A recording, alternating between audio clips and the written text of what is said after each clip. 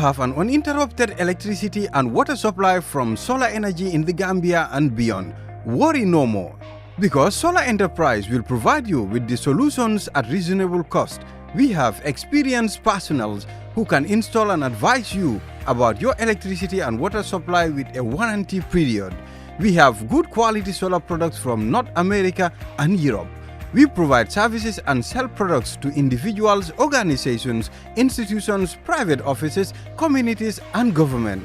These products are solar panels, batteries, charge controllers, inverters, water pump, water heaters, freezers, submersible pumps, and general solar accessories.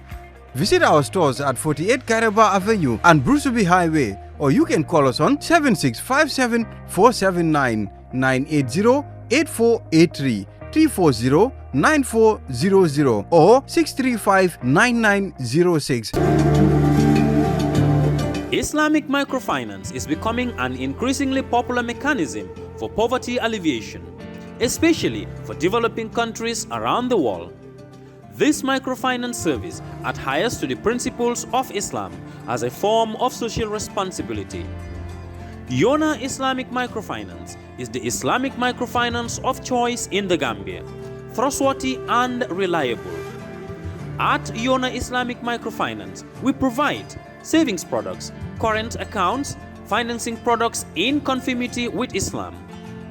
In addition, Yona Islamic Microfinance also offers local and international remittances, takaful fund, management of zakat, management of awqaf, trading and investment, and building of strategic partnerships to bring financial services to the doorstep of the poor with donor projects, madrasas, youth organizations, women groups, and farmer organizations.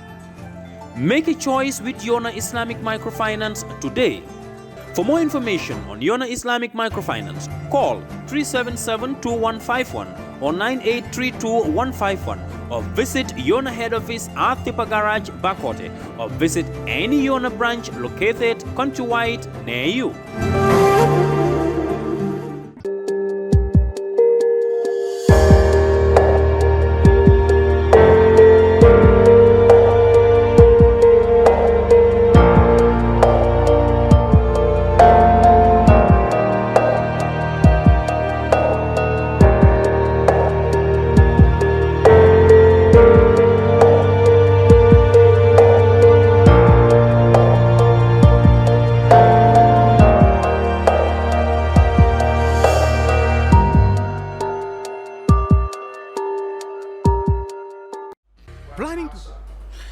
Hello and welcome to the brunch on Kerr Fatou Live. I'm Lamin Cham and welcome to our weekly look at current affairs in the Gambia. Last week, of course, we came to you from Chess in Senegal. That was the African Nations Cup qualifiers between us and South Sudan. Well, if you want an update on our progress in that one, we lost to Congo in the second day of that qualifiers, but we still have 4 matches to go. We hope that 2 of them can be staged in the Gambia and not abroad.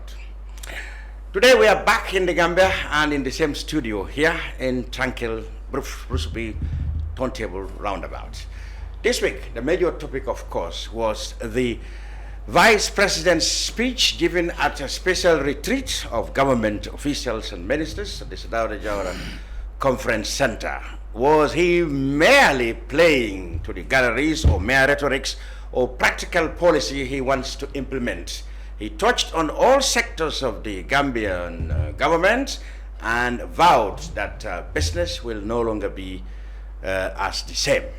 Now, I have dragged people in the studio here to hear their perspectives, and they are Honorables Demba Jawo, himself a former minister. I have Momodou Sabally, himself, yes, Minister for Presidential Affairs and Secretary General, perhaps more importantly, head of the civil service under the Jammeh regime, now, of course, a member of the opposition United Democratic Party. There's Essa, our very familiar face on Kerr Fatou. He is a lecturer of political science at the University of the Gambia. You're very welcome to the program. Let me start with Essa.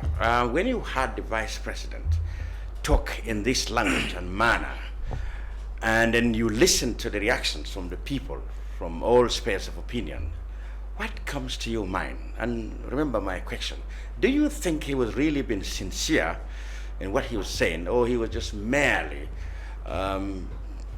merely coming out with fine language, rhetorics, just to keep the people's attention?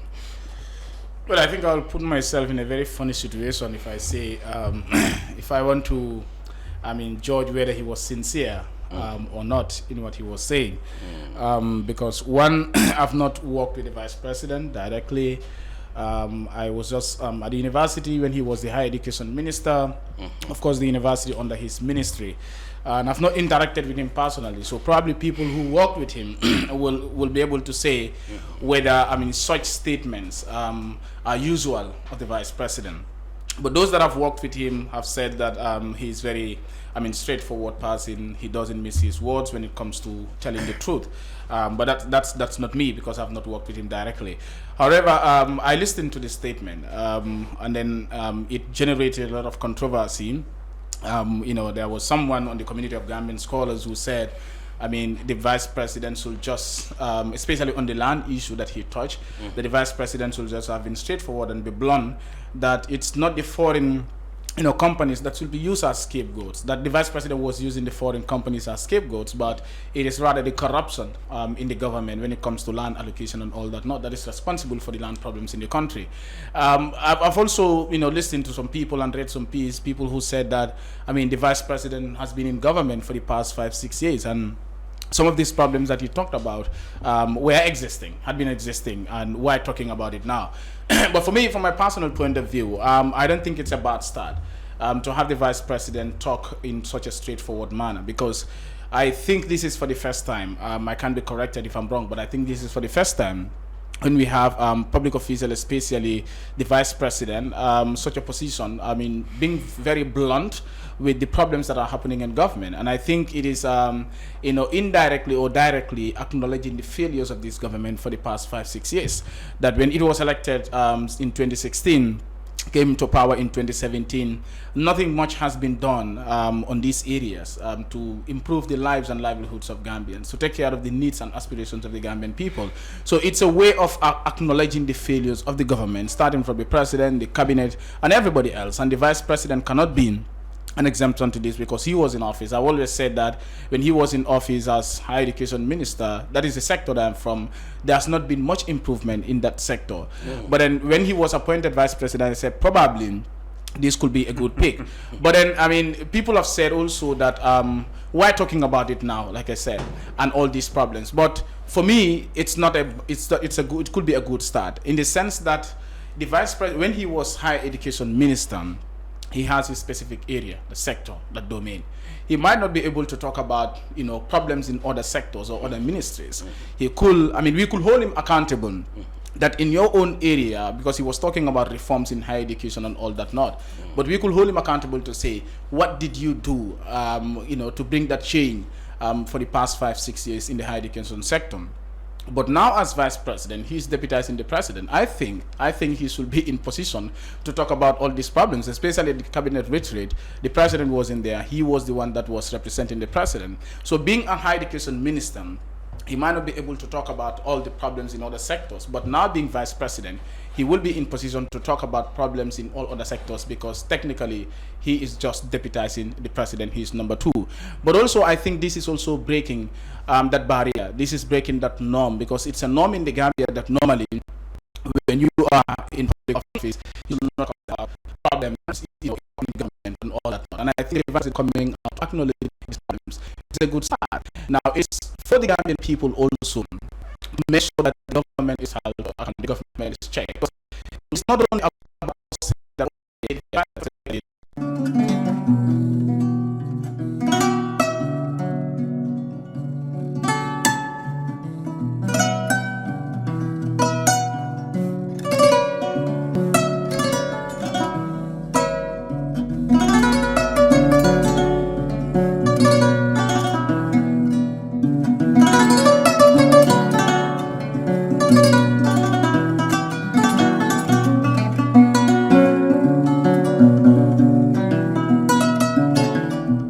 welcome back to the brunch. Sorry about a technical problem we had with internet.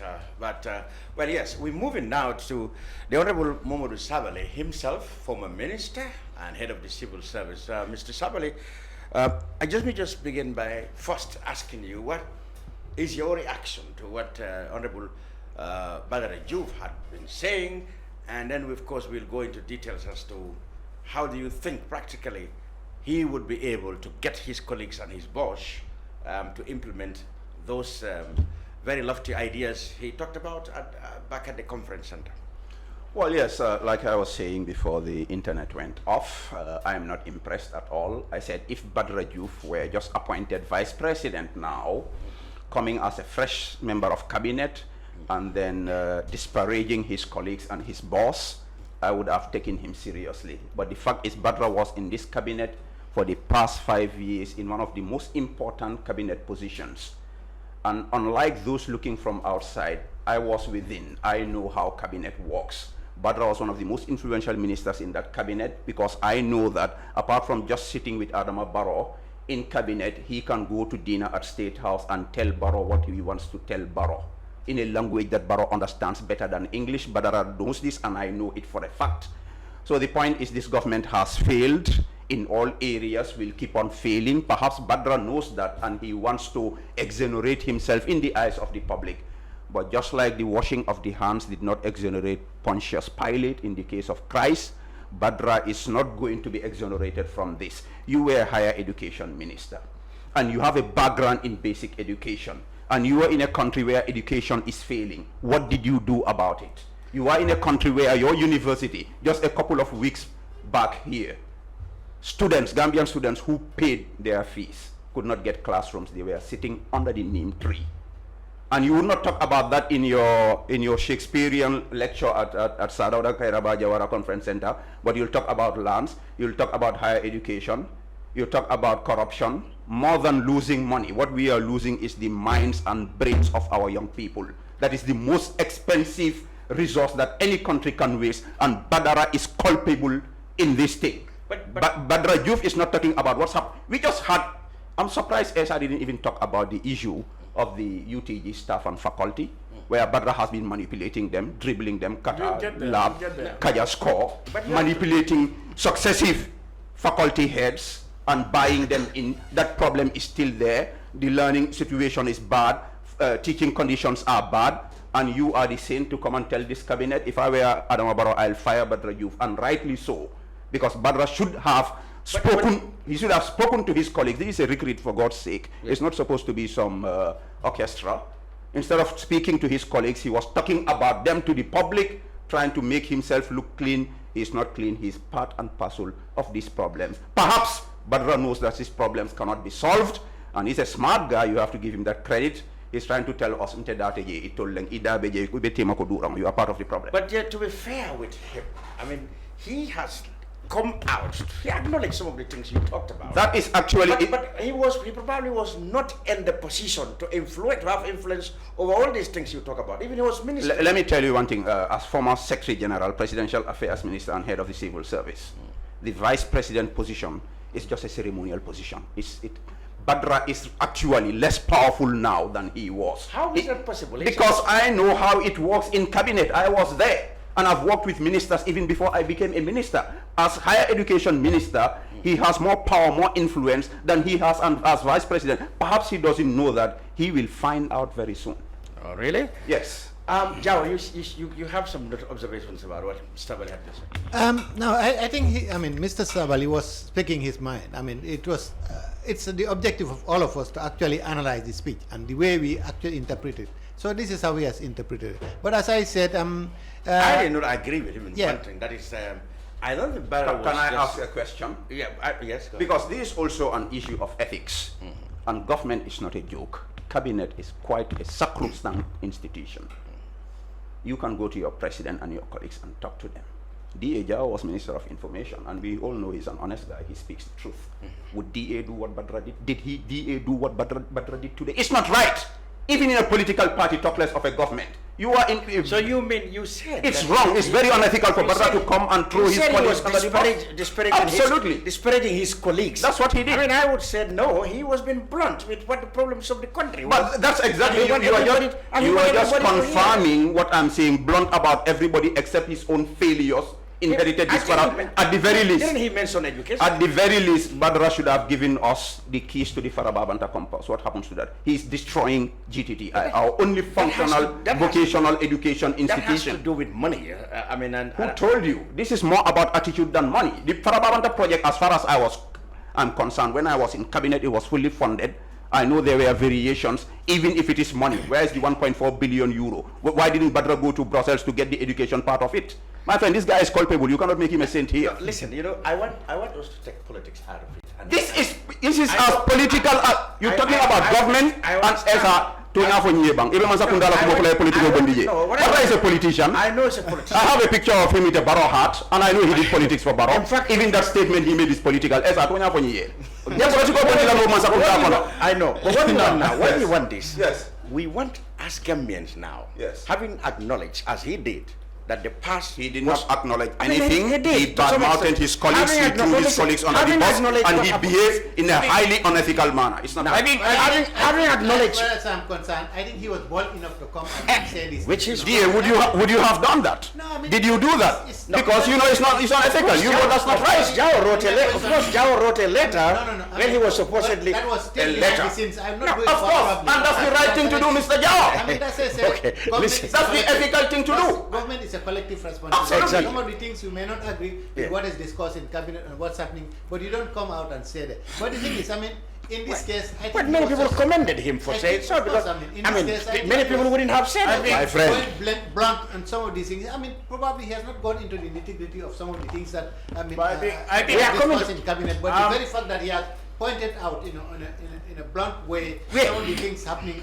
in the country. I think should be commendable. It's not. My friend, what DA just told you that he would not do what Badara did because it's wrong, and it is wrong. It cannot be right. Because I was not in the. But I think, well, you are in an even more important position. You are the voice of the government at the time. If anybody should do that, it's you. But you knew it was not right ethically. That's why you didn't do it. Okay, listen. Give us a feeling. The two of you served in the government. Is it ethical? You mentioned. Is it ethical? It's wrong. No, listen. If it's ethical, I mean, Badara knew there was the press. Even though it was merely civil servants, I wasn't there, but the press were there, and everybody. He knew it was being streamed live or broadcast even live. He knew that. So he was, in a way, talking to the Gambian people directly, and not necessarily just, a confinement of his colleagues and the deputy permanent secretaries, etc. So, tell us. Gentlemen, give us a feeling. Is it ethical for a member of cabinet to address his colleagues or address the government, the activities of the government in that manner? Because they call it a retreat, and for all intent and purpose, a retreat is some sort of let's say an exclusive, a close conclave. Absolutely. Yeah, I mean, in this case, he could have stopped at outlining in the opening speech, what the purpose was, and then kept the details. I think in this case, the purpose of the retreat was for him to, kind of highlight some of the things that But to who? To themselves and to everybody else. It was a public forum. It was not. It was not meant to be the retreat. It's not meant to be a public forum. In this particular case, everybody. A lot of people are invited, including the media. If you invite the media, definitely it's not the spirit of democracy for them to talk in front of everybody. Why did Badra swear to an oath of allegiance secrecy? But not in this matter. This is the most important matter. Under Jammeh, was cabinet retreats not broadcasted? I know Jammeh had addressed what I am similar saying. address. Yes, Jammeh did similar address. I've attended. Jammeh did similar. I remember Jammeh telling that. I'm coming. I want to say something here. I think I will entirely agree with Mr. Sabally when he said Badara talked about problems in other sectors without talking about problems or failures in higher education. Like I said earlier on, I am in the higher education sector. I work at the university. And this is an area that I think we can hold Badara to account to say, you've not done much to improve this sector. I always say that. I've said that on several media platforms that definitely nothing much has changed. And it was important for Badara to also acknowledge that. But if you listen to the statement, the higher education part, smartly, like you said, he's smart. He did not talk about the problems in higher education. Not in detail. He only said, no, not even in detail. He only said, we've started to reform our higher education sector, and I hope my successor will take over from this and all that not. And he was talking about the GTTI project, which I am opposed. I'm just against. That is also the synchronizing of the Ghanaian university. Yeah, the partnership that they have, transforming GTTI into the University of Science, whatever. Because that's a problem, because even the staff association at the university is not in support of this. In the sense that this program, the university was running an engineering program. We started it. But the higher education ministry under Badr Rajuf said, like, we have to stop it. It has to be run by the GTTI because they are transforming GTTI and also MDI. But the issue is UTG as an institution, as a university, has been existing for 23 good years now. And nothing much has changed. We can't even secure a campus. We don't even have proper library. We have challenges in that university. I think the focus should be there. But I've always said this. I mean, like Sabally said, you can't detach politics from governance. I mean, it's all about politics. Because what is happening also is that, just like Jammeh did, I build schools, I build health centers, I build hospitals here, in quantity rather than quality, focusing on quality. Barrow is also on the same mission. To also say that since I came to office, in 1 term or 2 terms, I was able to build 2 universities in the Gambia. I was able to, so that is the politics that they're playing, and I think the higher education is helping in that. So Badr Rasul have also acknowledged that indeed we have challenges in our higher education sector. And if Gambians were really going to see, I see him as an honest person, but they were going to rate him higher if he had said that, in fact, my own sector had failures. This is what we had failed to do.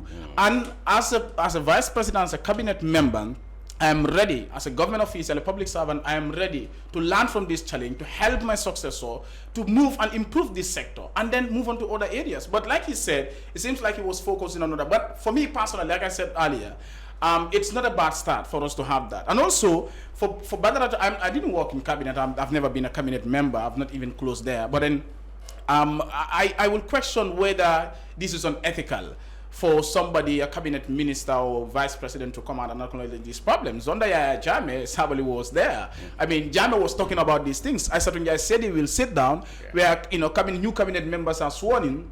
I said, I will sit down and acknowledge these problems and say, the president wants people to work. If you cannot work, you have to go. I know that, so, I'm coming. Just allow me to learn. Just allow me to learn. Nothing like this has just ever happened in Yaya But it's not bad. It's not bad. Going into the details of each ministry and pulling No. He did not go into details. I said it dare not do this. She would have spent 24 hours. No, but what I'm saying is, even if Essa did not say that, you see, Badr, you have to understand, like you said, vice president is ceremonial. You are deputizing the president. So who knows? Because Barrow also spoke about this in his Korite address. He spoke about some of these problems. Barrow never spoke. No, I'm coming. He spoke about the attitude of civil servants. Details with so much I'm saying, and so much vitriol. I am saying that Barrow also acknowledged some of the problems, including attitude of public servants or civil servants towards work, and Badr acknowledged these things in his statement. So what exactly, for me, it was just about acknowledging the problems that we have, and also his own problems. But I've said that. I said he should have. That is why you have to agree with me, because I've agreed with you partly. That he failed to acknowledge his own failures. He should have done that. It was going to be more ethical. But then also, it's also about acknowledging the problems that the government has, pointing to the different ministers to say, in fact, he was telling them, Honorable Minister or Mr. Minister, I think this is an area we need to do something about it. So it was not bad for him to, just as Vice President, to acknowledge these problems, but more importantly, ask his colleagues. So for me, it was not about disparaging them, accelerating himself and all that. Nobody would ever dare do under Jammeh, for obvious reasons. Absolutely. Not because there is an intention to be democratic or something, but you'll be sent to the gallows. Well, I'm not sure you'll be sent to the gallows or anything, I mean, but nobody will do it under Putin too. Not even under Barack Obama. This is wrong, it's wrong. Barra should know better, because if it were any other minister, I would give you a pass, but Barra is one of the smartest Gambians alive. I mean, Katele Tautala, but Tinyaro will catch up with him. Sit down and watch Barra in the next 2 years. Now, mark it in your diary. He's created a problem for himself, and it would have been good to have Badra be in that cabinet comfortable, because I think despite all his shortcomings, he can contribute positively. Now he has created a problem. He will live with this. Trust me. I know how cabinet works.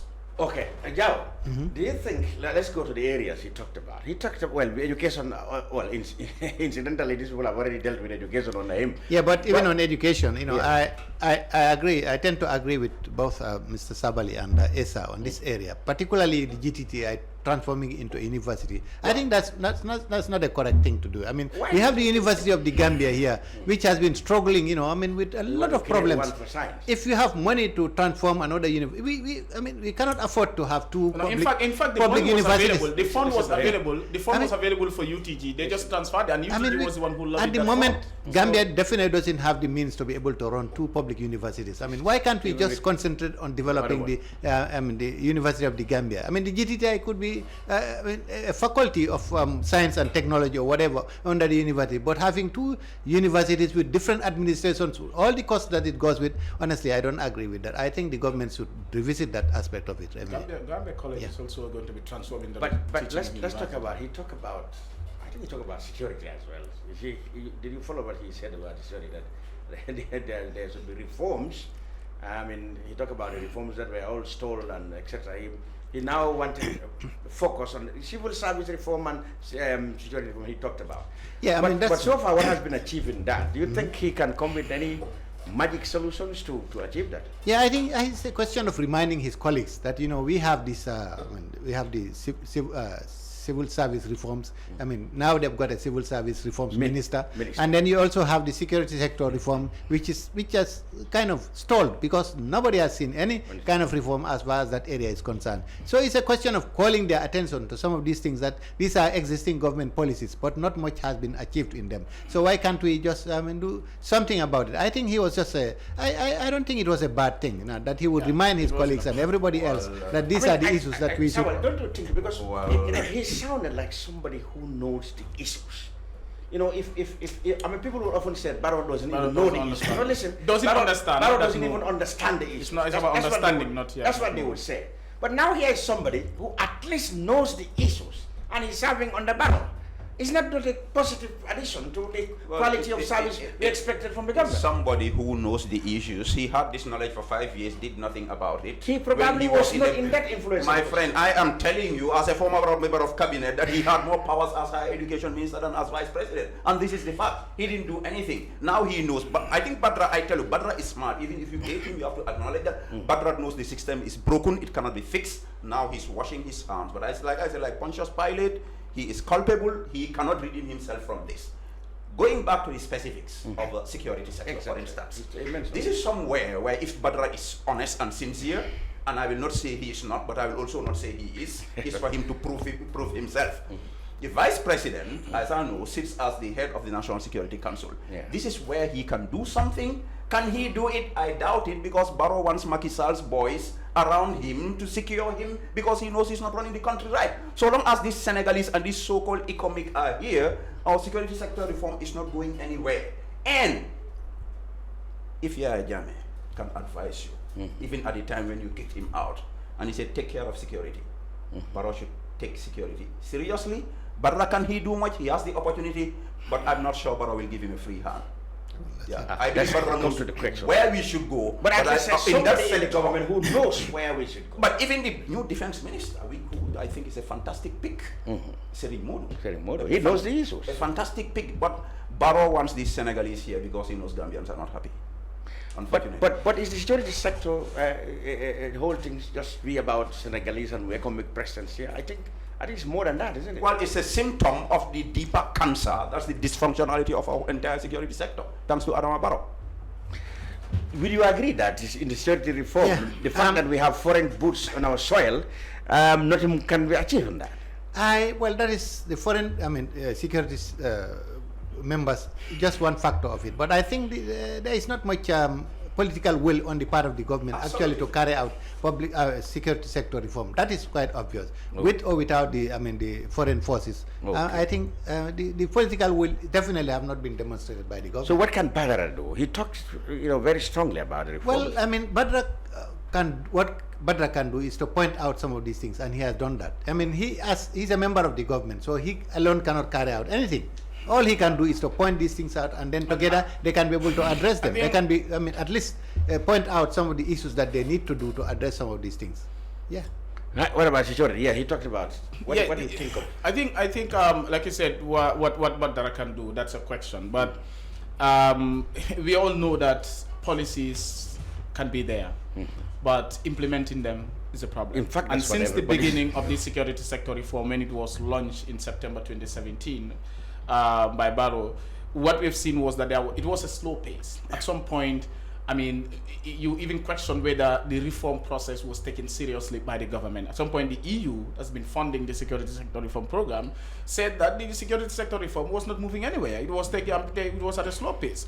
So then the government started to develop policies, different security policies, national security policy, national security strategy. The policies have been developed. And these policies have not only been developed, but validated. But I don't just get it, Cham. When you develop all these policies, and validated all these policies, but the national security bill is still lying at the Ministry of Justice, not even at the Parliament. What is the seriousness in this government? You're developing these policies when the law, the bill, the act that should fully and legally operationalize the Office of National Security is not yet in Parliament. So for the past 5 years, when we've been talking about security sector reform, this bill has not been passed. It's still lying at the Ministry of Justice. So where do we move with this reform? So it shows that there is no seriousness. So maybe it is. I think what Badara can do, like as the chair of the national security, whatever, not so exactly of his title or position in that aspect. Chairman of Security Council. Security Council, but he has a very big role to play now in this area. We can say, okay, lands he might not have. As Sabally said, he was permanent secretary, Ministry of Land. He knows. Now, what I'm saying is like he's not. Those are not his areas. Okay, that's a specialty. I'm saying he has a specialty in land. What I'm saying is, okay, the specialty, the expertise might be there, but whether he has the powers to do that, because security, it's under him. I'm saying the National Security Council. So that's under him. So he can do something about that. And like you said, okay, it's Barrow understand issues. Yes, at least. But Barrow does not understand issues, and I think but now he has somebody. But that's what I'm saying. So it's important now for it's time for Barrow to hold this man and tell him that these are the issues. This is how you run this thing. So that's where the sincerity of Badra will also be acknowledged. If he's able to not only to say this as people say mere rhetorics, but also to hold Barrow's hands and say, look, we have to take this direction, especially when it comes to security sector reform. Many people, Sabally, disagreed with you. They said, in fact, now what Barrow should do is take his hand off matters, you know, and leave this guy to run his government for him. To be the president? Yes. So to speak. I'm not saying he just fold his hand. But he cannot do that. We are paying him. We are paying him money. He cannot do that. He can do supervision. No. We are paying him salary for that. What I mean not is, supervision role as president. To give him a free hand. No. Well, Cham, we cannot do that. I don't agree. We elected this man, even though Sabally will disagree with him. Supervisory role. I mean, why do we have No. Why do we have prime ministers on the systems like Senegal and we elected Adama Barrow as our president. We are paying him. No, we are paying him salary. No, but if Barrow is changing his role, but he's the one who picked. I'm coming. If Barrow is changing his role to supervisory role, then we'll have to also reduce his salary. No, but he's the because one we're paying him salary. But he's the one who picked. No. So he has to play his part as president. He's doing that. But what we are trying to, so to speak, is to give him a free hand to operate. That's hallucination. It's delusional. It has not happened before. It's not going to happen. Adama Barrow loves this position. He's not joking with it. And anytime he even dreams that Badra is trying to get that level of influence, he'll kick him out. Badra said he didn't care. He does care. Badra said he didn't care. He does care. If he didn't care, he would not have been cabinet in the first place. We knew how he got into cabinet.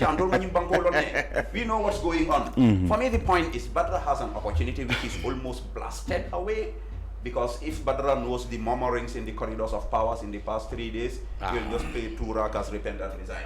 But I think he has an opportunity, especially in the area of security, to try to use moral suasion with Barrow. And I believe Badra has some influence on Barrow to try to get him to move the security sector reform forward. But you don't do that by being a drama king in the media. It doesn't work that way.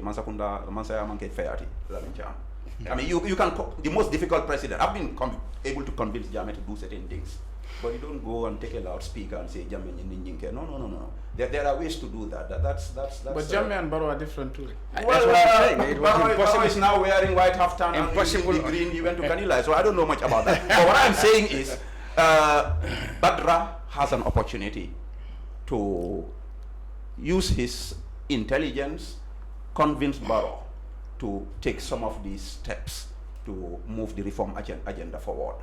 And I think he should focus on that and forget about the drama. Jawo?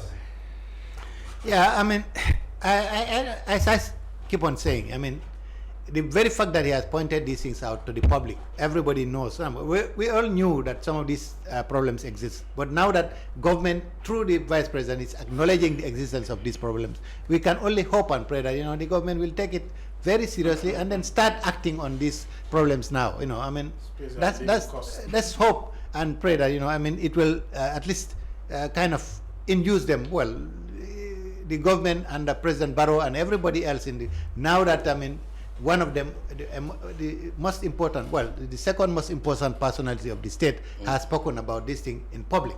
Well, we can only assume that things are going to be addressed. Let's go to specific. He particularly now is the foreign affairs, foreign policy. He talks at whether we have a foreign policy. Yes, so he talks about that very, very. What do we make of that? Well, I think that was also very blunt on his side. I mean, probably he could have discussed that with the Minister of Foreign Affairs, but saying it in public again, I think, you know, there was a, you know.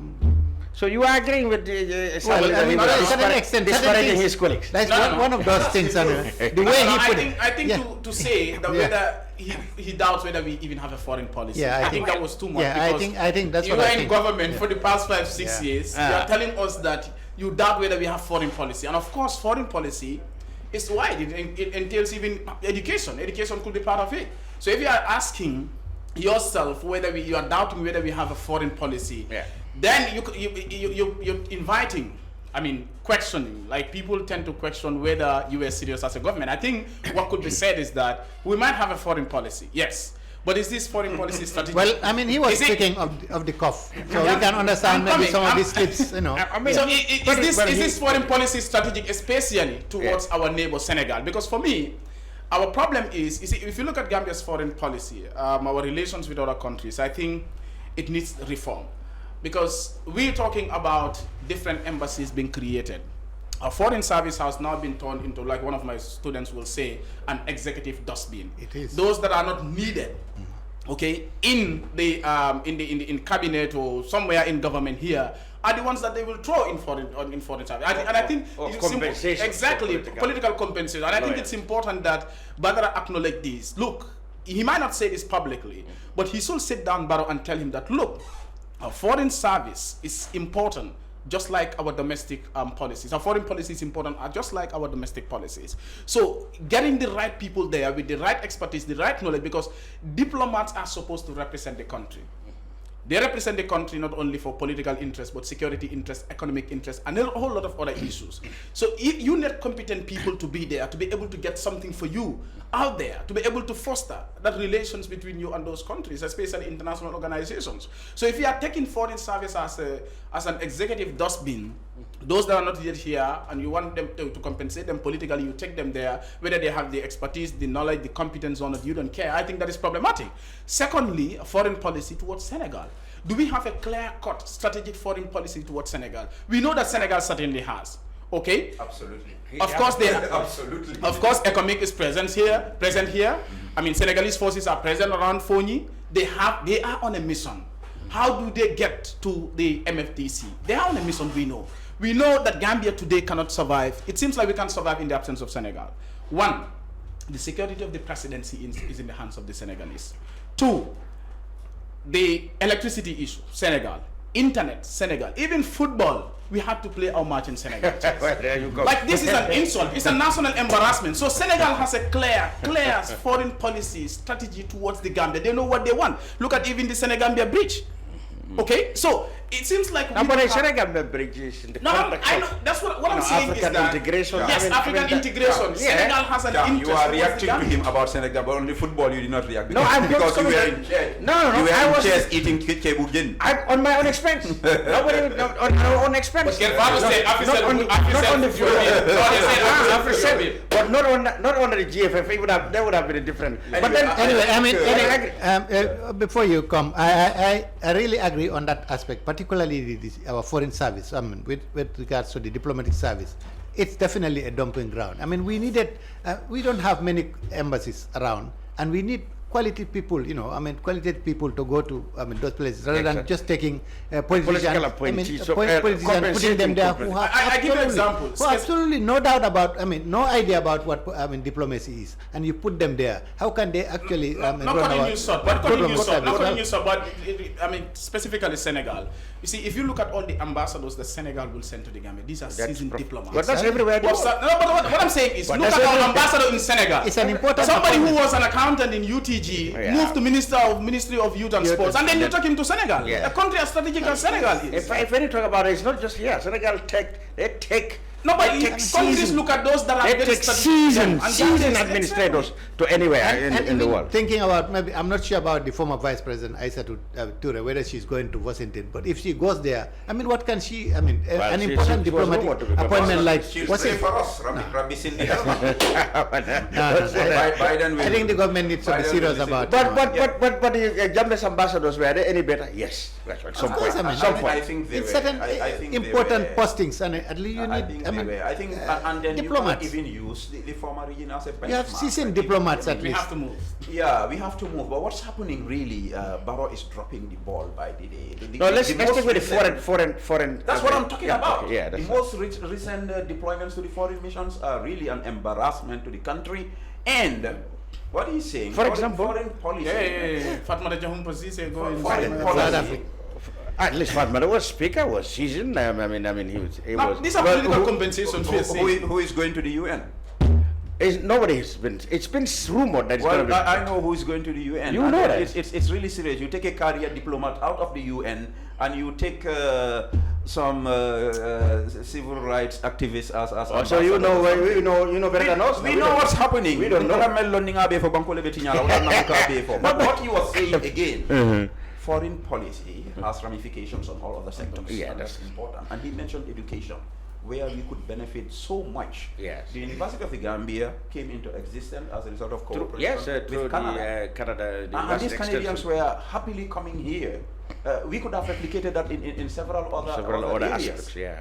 And so foreign policy is not a joke, and the macroeconomic ramifications are even more important as far as I'm concerned. So perhaps Badra can have influence in that by advising the president, look, you know what? Well, let me laugh. You cannot take this man to the president. You cannot take this. He can do that. Well, it's easier to speak it in front of the cameras. But he can face, if he said he doesn't care, he can face Badra and say, look, we cannot take Lavin Cham to this place. We cannot take Sabally to this place. Badra is just being irresponsible. Sorry for using that word. Man, I don't withdraw that. I will never withdraw it in a billion years. It's irresponsible for you to come and talk about your colleagues instead of talking to them and throw them under the bus and undermine your own government. Is irresponsible.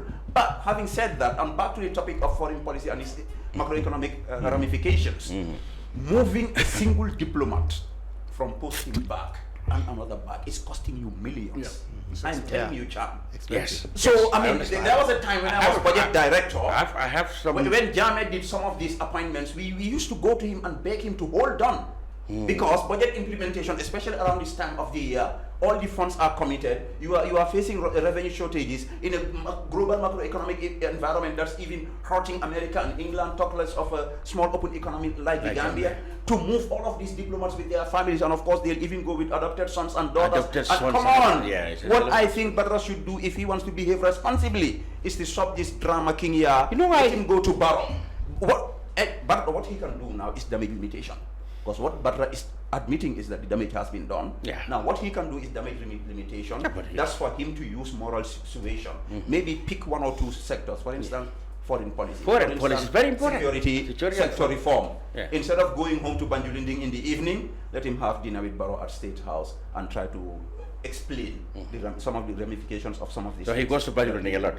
That's where he lives. That's where he lives. So fine. So what I'm saying, instead of going home, I think now he lives in Fajara now. No, he Well, lives in Banjul. I don't know. Maybe the vice He should be president. in Fajara now. His house is in Banjul. I'm not sure he'll go to Fajara, but Right. Barra is very smart. He knows this game. I don't think he He'll will. go there. Just like my party leader was very smart for not going to Fajara. Oh, so I don't think Barra will go to Fajara. But what I'm saying on a serious note, is So he's the first one who violated the residential. he didn't violate it. I mean, you should be there. That's what He saved the state a lot of cost by A lot of using cost. his own residence because he's a smart and economically savvy guy. So what Badra should do, Cham, I've done these things. It's not easy. It's not easy to manage a president. I know. You know, especially Barrow now, he's feeling very comfortable. He feels he has a mandate. He feels he has Macky Sall. It's going to be very difficult to convince him to do certain things. But I am saying, But if Barra can't do it, who can do it? that's what I'm saying. I'm not saying Barra can't do it. Okay. I said Barra can do it, but the way he's going about it is not the right one. Okay. Let him try a better way of using moral situation Okay. to limit the damage, because the damage has been done. Okay. Yes. Now he's talk about tourism also, because these things are key. Agriculture, whether we find time for it. He talk about tourism. Can you remind me deeply what he said? I think he said our tourism should also be. Well, he mentioned he said this all-inclusive, Yeah, which he all-inclusive said was package. not the right thing to go about, and also he mentioned about. But isn't that ignorance of the system? Because all-inclusive, many people said, was actually attract. No, well, I mean, tourists to all-inclusive come. actually means when the tourists come to That's the what hotel, they say, everything is they are taken eating care of in everything the there. hotel. They are not supposed to go out, and what he says is that What they makes should go that, out and. what makes that attractive to tourists is because there's well, millions of I don't know. homestays You know, and yeah. so many other Yeah. things. You know, I think Barra has a point there. He has a point. The all-inclusive, you know, tourism, well, we've all gone through these debates in high school and beyond. Those tourism have more advantages than disadvantages. We're living with the disadvantages of tourism here. Okay. If the people are going to suffer the negative effects, they might as well enjoy the economic benefits. Some of the You don't bring in tourists here. Of course, they pay their money in the West. The money stays in the bank accounts of these hotel owners. And they come, you lock them into the hotel. Absolutely, absolutely. I mean, they're destroying our culture, and Yeah. our poor women cannot even sell get reserved to these tourists. That's like hyper-capitalism. Yeah. The rich getting richer and the poor getting poorer. I think tourism needs reform, and I am against all-inclusive. And I think Gambia. I think it came about to the menace of bombsters. I think that's what we No, did no. not He spoke address. about items that we sell to tourists. Since time, I mean, the time of the Ah, Vingreso is the same thing. changing Nothing the has products. changed. That's the you point. know, Changing I know our where Cham is coming from. You know. See. That these bombsters did. That is what led to this all-inclusive thing. I mean, No, part of the reason. I think they used it as an excuse because some of these tourists actually prefer dealing with Yes, bombsters some did, than but being some call them some call it harassment. That's the problem. Well, anyway, there are always a divergent opinion. But what I'm saying is, Yeah. tourism is doing damage to our culture and other things. So the benefits that are supposed to accrue Yeah. should not just go Must to reach everywhere. hotel owners. We need to open the doors for these tourists to come and Yeah. buy from our women. And Right. a lot of young people, I'm sure, even in your Bruford, got scholarships through tourists to go and study in the West. Some made friends with tourists. You Yes. see, so why are they locking them up? All inclusive, I think I'm completely against that, and I think tourism needs to be reformed. Absolutely. He mentioned agriculture, didn't he? Yes. Lands. Okay, lands particularly. He mentioned particularly real estate company. He said we must not encourage foreign investment in that area. You agree? Yeah, well, as far as lands is concerned, I think the problem with lands is definitely not restricted to, to the foreign estate or developers or something. I mean, we have land issues all over the country. You know, between villages, they have farmland and other things. I think the government should definitely, address the land issue. Maybe have a very vigorous kind of land policy or something, land tenure system. They need to address that. Absolutely, you cannot pass the blame onto these foreign They can't be developers. scapegoats. Honestly, But for there could be a problem, but honestly, they are not the main problem. As far as I'm concerned, the whole land tenure system is broken, and the government needs to address I it. agree with DA, Yeah. and I think this is a potential time bomb in this country. It is. You know, we've seen flashes of violence in certain communities, Yes. and it have, unfortunately, which I hate at the core of my heart, sometimes taking ethnic dimensions. And religious. Religious Yeah, dimensions, you know, and yeah. sometimes I actually I refrain from talking about some of these things because they're so explosive. Yeah. So what DA is saying, the land element, we cannot limit it to No, foreign no. encroachment. They are just- This is our land, it belongs to us. We have a government, the government should take responsibility. And again, Barra has some level of expertise in this. Yeah. his boss was a land seller. Maybe that's the problem. Let him go and talk. But he has experience. Who because was he a land seller? Permanent Barrow, secretary. that's his job. Oh, okay. He was a real he estate earned man. his 30 by 30 they call him. But land, what DA is saying. My problem with this government and this country, any problem comes, let's do a policy, let's do a workshop. Some of these things, you can handle them by talking to the people directly, by engaging with the communities, by using moral suasion. Like I said, the land problem is just simply too much. It is. But And it's that land commission, everybody believed that was well, the problem. you set up a commission. That's Each not minister takes his friend or relative, and you put people in that commission who actually created this problem. That commission has not been operational since it was Everybody created. operational. I think Nobody it knows seems about like it seems Barrow himself acknowledged nobody's problem interested in that in commission the land operating. ministry or land sector. Or by changing the Changing the minister, because the minister who was there, I mean, it was a whole 5 years or 6 years of waste. I mean, problems upon problems, land problems in this country about between individuals at community levels, and of course, like they all said, Badara used saying that foreign, estate developers or foreign companies or investors. I mean, I think they are used as scapegoats. Yeah. They are also. He should have been. I think he should have been. He should have been very. Not many of them are there. He should have been very. So I don't know what is the land law, the land policy, but it seems like we have a problem with it, because today, somebody can sell land to you, Lamin Cham. Okay, the same person will go and sell land to DA, sell to Sabally, sell to me. You take the person to police, the case wouldn't go anywhere. Absolutely. So what is the problem? I mean, is there a problem in the laws or in the policies or whatever? Or is it the judiciary that is corrupted? So something must be done. And that is why I think Barrow decided to change the minister. So Barrow should have also acknowledged, not to only say that foreign investors, but also to acknowledge the failure of the government, specifically the land ministry, in dealing with some of these issues, and of course the land commission. So I think that is an area that really needs it, because like Sabally said, it's a timing bomb. It can just explode and create problem in this country. I think land has created problems in many African countries, and of course Gambia will not be an exception to this if care is not taken. So again, Mr. Badra, if you are listening, I'm hoping you are. Maybe you could prioritize land education where you have expertise. I met Badra as Permanent Secretary Education 25 years ago. Or he was teaching some 50 years ago. Absolutely, maybe 50 years ago. reform. Because these are all problems, and the land particularly. I wake up every day and pray that we don't have Problems with that, especially now it's generally religious. And the point is, wallahi, I know the problems that can be solved in this country. I know the ones that cannot be solved. But I believe the land problem can be solved. It is within our means to be able to solve these problems. Why do you have to go and tell us, a religious institution, to leave a plot of land because somebody is claiming it? For God's sake, we have enough land in Bruford. Let's take Lamin Cham's land and compensate that guy. Okay. I'm serious. These things can be done. We can be creative about some of these things. I'm really concerned about. And him saying that if you're not careful, the future generation wouldn't have shelter. And I think that really makes sense, because it seems like what is happening is that the nature of this capitalist Gambia is that the rich are getting richer. An individual can get 10 plots of land or 15 plots of land. Somebody will be working as a civil servant for 20 years. You can't even get a plot of land. Again, I'm wondering, where was Badra when they were giving state land to ministers in Bruford here?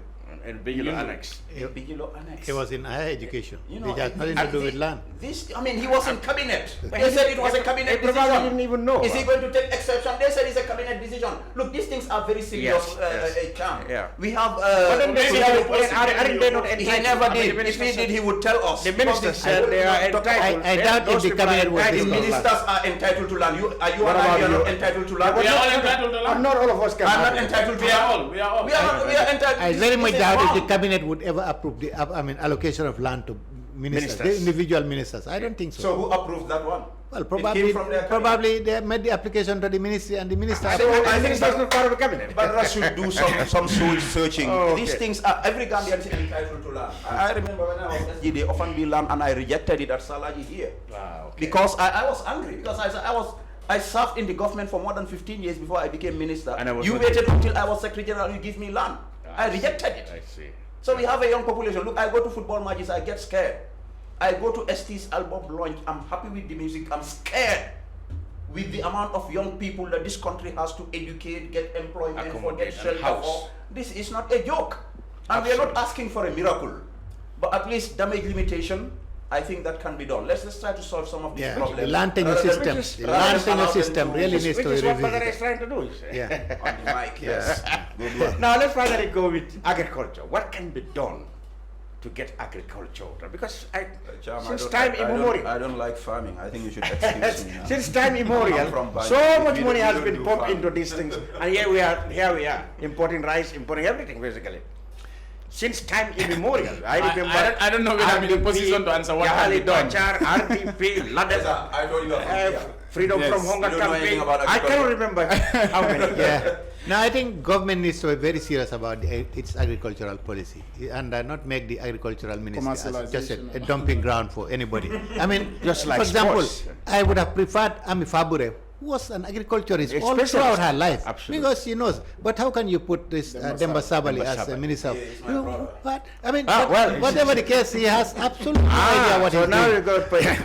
I know that's a joke. I think there was. I mean, You I mean think the that government is not appointment very is- much serious about. I mean, Agriculture. dealing with agriculture. I mean, we're hearing about the. I mean, the sack, the bag of fertilizer being raised $2,500. from $700 to $2,500. But I mean, you cannot blame Ukraine everybody for that. blame that on. You cannot on the blame Ukraine. the Ukraine war on that. Ukraine-Russia problem is now the I mean, excuse yeah, everywhere. it's just, I say it's a lame excuse because we all understand that we last year they imported a lot of fertilizer and it was lying down there. So how can you take that fertilizer and then start giving?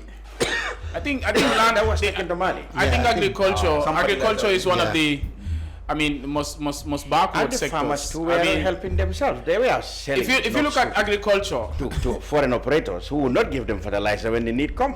Well, they're looking for profits. Yeah, but then they should know that they belong to the It Gambia. makes business sense. Yeah, You but, have but, Gambia. but where are those people now who they sell to when it comes to fertilizer? They won't give them any At least fertilizer. they're able to pay their children's school fees. I'm in support of the farmers in this. But they should know that, by selling it to the Gambia, Gambia government or Gambia government The agents. Gambia government is stealing their money. The evidence being brought out by the Auditor General. Well, I think we should be fair to Well, these poor okay. farmers. No, but at The least, situation no, is but at tough least for they put them. into the cooperatives and they should sell their ground But to if the the cooperative. cooperative is not providing money and they're giving them counterfeit currency. Well, that's we right. have all these The allegations companies in the on- sector. Yeah. I think we should just be fair to these poor farmers. And for Allah's sake, Barrow should take agriculture seriously. Yeah. Because the recent appointment did not send the right signal. Yeah, that's We have so many projects in this country. absolutely. In the billions Billions of and dollars. yeah. I think agriculture And it has the been most like funded that. is It has been like that since Jawara's time. Since Jawara's time. And not only Fair being enough. funded, not I only being told funded. you I had Fair programs like enough. RDP, LADEP, Freedom from Hunger Campaign. Yeah, not Neymar. only being one of the most funded sectors, but Yeah. also, with more trained and More of PhDs course than any other PhDs and master's Look degree at that. holders than any other sector. Look at And one thing that the rhetoric in this country since we were in primary school has been agriculture should be mechanized, mechanization. And now we're talking about commercialization. But I don't know where these things are moving to. So with all the trained, PhDs and There was master's no degree dividend. holders I in think the Gambia was so frustrated he had to lock up Because we have the land. some of them in frustration. I- Because he couldn't, his ways of course. So that's why for me, I'm not going to talk about any mechanization or anything. Just help the farmers get seeds, help them get fertilizers at a reasonable price, buy their groundnuts. Is that complicated? Do I need to go to Harvard University to be able to implement that here? Well, there you go. But then the appointment, like DA said, Yes, is a yes. false step. Yeah, I'm not a that's- fan of Ami Fabure either, but I'm sure there's some better person who could come. Now, and- Fabure has been in agriculture all her life. Well, it doesn't matter. All her He has life. been in health all his At life. least and she has an killing idea people. about agriculture. Yes, at least, yeah. You cannot say that If about. he must make a change, like he said, this is the most trained sector. Yes, it yeah, is. they are Look for PhDs. somebody The there, government right? needs to Yeah. revisit If Barrow its feels that he policy needs on to change- agriculture. If he doesn't, Definitely. if Fabure is not doing a good job, bring somebody better or more educated in that sector. So-called Dr. Sabally, because he's not a doctor. You know that for sure. Well, but even government did not refer to him as doctor when they were naming him as They did minister. not. They did not. They just say Yes, Sabally. But agriculture, when we talk about agriculture, I speak for DA and his fuller people. It's not just farming. It's also livestock. That's right, that's what we're talking And about, these the livestock. farmers have issues about And even fisheries is part of it. Even fisheries should be That's what I part. was talking about. It should be part of- think of people coming across the border and stealing people's Livestock, cattle, yeah. Yeah. which is directly related to the security Sector. Sector, yeah. yes, I yes. think if you cannot help these farmers to breed their cattle, you should not sit down and sleep on on the border for people to come and steal his stuff. At least Badara knows about it, isn't it? Badara is the Mr. Fixer, mark you. He will fix everything. Maybe he needs to focus on security sector so that can impact on this. But it's really painful to see a poor farmer lose his capital. Yeah, absolutely. Not because of drought or whatever, or disease, but just for theft. But who are doing the stealing? Well, I think... cross-border. I mean, we have cattle rustlers all over the place. In Nigeria and Niger is a big problem. It leads to violence. When they steal it here, they take it to the other side. Senegal and sell it at the Lumos. Right? At the You Lumos. have people who are just specialized on that. Right. Cattle rustling. Most of them are Jawo Kunda. Well, they could be charm as well. They could be charm as well, you know. Well, I believe they are all from Kia. No. There's not much cattle there, so you will not know where to hide them. Well, in Baribu, you can keep them anywhere. Gentlemen, thank you very much for sharing your time and expertise on the program today. It's been Essa NJIE from the University of the Gambia, Demba Jawo, former minister and veteran journalist, and Momodou Sabally, former minister, and now a member of the opposition United Democratic Party. And Baba's commando. So that you know where he's speaking from. He is reminding you of... Yeah, and Baba's commando. Okay. There you go. We'll be back next week, sir, with another topic. Until then, thank you very much for being with us. Data on all Gamcell data bundles. Buy 20 megabytes and get extra 4 megabytes. Buy 50 megabytes and get extra 10 megabytes. Buy 100 megabytes and get extra 20 megabytes. Any amount of Gamcell data bundle you buy, you will receive 20% extra data for free. Dial *302* data amount hash or go to your Yaiborom menu and choose your data bundle now. Gamcell data is fast, lasts longer and very reliable. Gamcell Yaiborom. Planning to have an uninterrupted electricity and water supply from solar energy in the Gambia and beyond? Worry no more, because Solar Enterprise will provide you with the solutions at reasonable cost. We have experienced personnel who can install and advise you about your electricity and water supply with a warranty period. We have good quality solar products from North America and Europe. We provide services and sell products to individuals, organizations, institutions, private offices, communities, and government.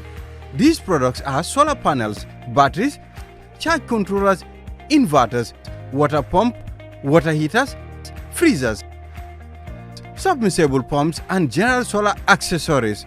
Visit our stores at 48 Karaba Avenue and Brusubi Highway, or you can call us on 7657 479 980-8483, 340-9400 or 635-9906. We live in a day and age where technology is creating a world without borders, filled with unlimited potential to improve the lives of the people around us. Innovarex Global Health ushers in a new way of leveling the playing field with increased access to quality healthcare services delivered at your doorstep. Our qualified professionals are equipped with state-of-the-art point-of-care testing technology to conduct tests such as kidney function, liver function, electrolyte tests, body composition, hemoglobin, A1C, and many more services with the highest efficiency in delivering results. The addition to our flagship, Wellness on Wheels, more fondly known as WOW Delivery Service, brings the entire clinical experience full circle. IGH has remained committed to creating the future of healthcare delivery. Gone are the days of sending loved ones outside the country for basic medical services. Innovarex Global Health offers a new peace of mind and takes pride in delivering the quality of care we all deserve.